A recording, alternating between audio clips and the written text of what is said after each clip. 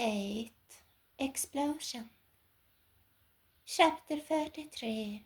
Night of the Goddess. The return of the goddess could be discerned from the beginning of the sexual revolution, but what we are about to see is how a single event would embody her entrance into modern culture in a way no other event ever had. More than any other, this one event would open the door for the altering of values in the realm of sexuality, marriage, gender, family, even the Bible, Christianity and the ways of God. Stonewall.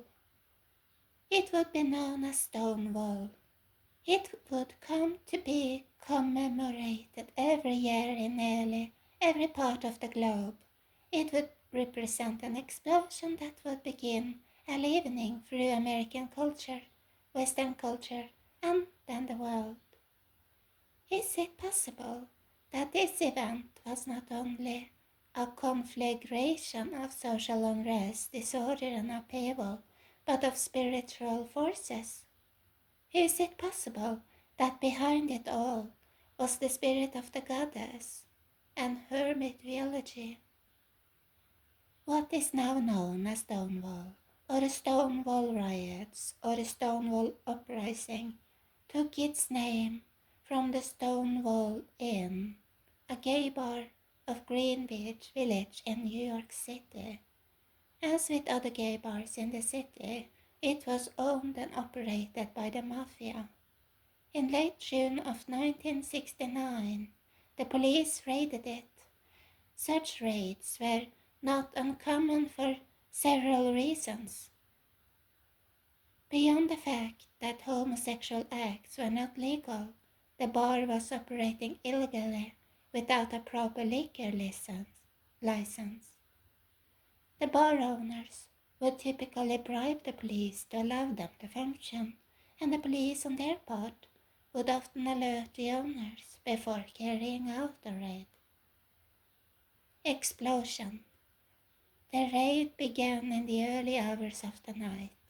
There were an estimated 200 people at the bar that night. During the raid, the police cleared most of them out and focused their efforts on the bar's employees and a number of cross-dressers, whom they pressed for identification. Soon they began loading some of those they had kept for questioning into a police van.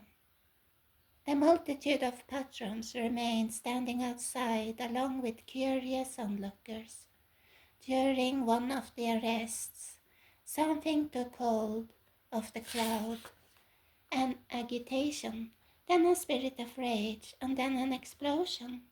The crowd started taunting the police officers and then hurling objects at them, bottles, rocks, and reportedly bricks.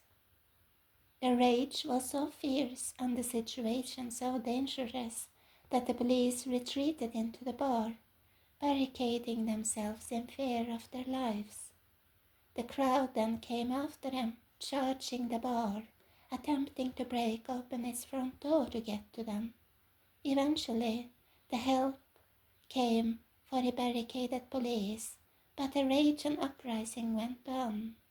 The Stonewall riots continued for days. At the time, it appeared as an oddity, a disturbance on the fringes of society. Most people had no idea it had even happened, but the repercussions of what happened that night would grow and deepen with the passing of each year. In time, those joining the commemorations of Stonewall and the movement it represented would number in the multiplied millions. Ancient doors and spirits.